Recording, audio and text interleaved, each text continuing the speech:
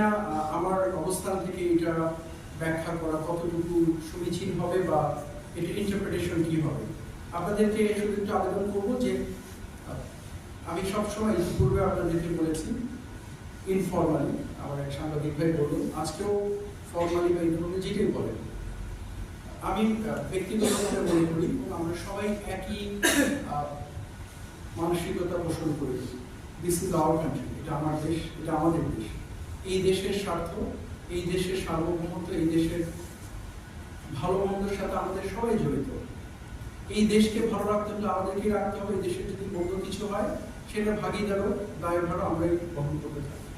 So আমি মনে করি না যে এই ইস্যুটা এমন একটা পর্যায়ে গিয়েছে যেভাবে এটা নিয়ে বিভিন্ন রকমের আলোচনা সমালোচনা সৃষ্টি হয়েছে। গভর্নমেন্ট এবং বাংলাদেশ আর্মি খুব সুন্দরভাবে ওতপ্রোতভাবে একে অপরের সম্পর্ক হিসাবে কাজ করছে। আমরা প্রতিনিয়ত এই সরকারের সাথেই কাজ করছি, সরকারের নির্দেশনা মেনেই কাজ করছি। নট টু রেকর্ড, এটুকু বলতে পারি যে আমরা যখন আমাদের পরিবারের মধ্যে যেটা দেখছি মিডিয়াতে, let us not interpret in this manner, এরকম আসলে কিছু হয়নি। সরকার এবং সেনাবাহিনী খুব সুন্দরভাবে একে অপরের সহযোগিতায় কাজ করছে। সো এটা নিয়ে মিসইন্টারপ্রেট করার কোনো সুযোগ নেই। করিডোর ইস্যু অত্যন্ত স্পর্শকাতর, এটা নিয়ে বিভিন্ন রকম কথা হয়েছে। নট টু মিসইন্টারপ্রেট, আমি যখন বাংলাদেশ মিয়ানমার বর্ডার ইস্যু নিয়ে আরএসও নিয়ে কথা বলেছি, আমি কিন্তু করিডোর শব্দটা একবার বলেছি আমি আপনাদের, because that is a separate issue. Corridor is a separate issue.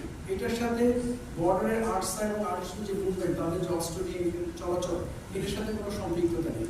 So আমি যদি সামারি বলি, এটুকু বলবো যে let us think very simple, অনেক কমপ্লিকেটেড না চিন্তা করে আমরা যেন এটাকে এমনভাবে না দেখি যে সরকার সেনাবাহিনী ভিন্ন ভিন্ন চিন্তা করছে বা একে অপরের বিপরীতে দাঁড়িয়ে আছে। এটা কখনোই না। সংস্কার সেনাবাহিনী একই সাথে কাজ করছে এবং ভবিষ্যতেও আমরা আরো সুন্দরভাবে কাজ করে যাব বলে দৃঢ়ভাবে বিশ্বাস করি। আপনাদের সার্বিক না আমার অবস্থান থেকে এটা ব্যাখ্যা করা কতটুকু সমীচীন হবে বা এটার ইন্টারপ্রিটেশন কি হবে।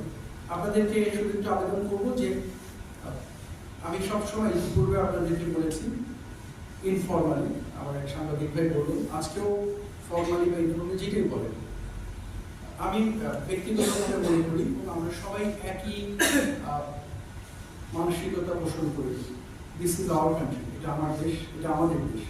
এই দেশের স্বার্থ, এই দেশের সার্বভৌমত্ব, এই দেশের ভালো মন্দের সাথে আমাদের সবাই জড়িত।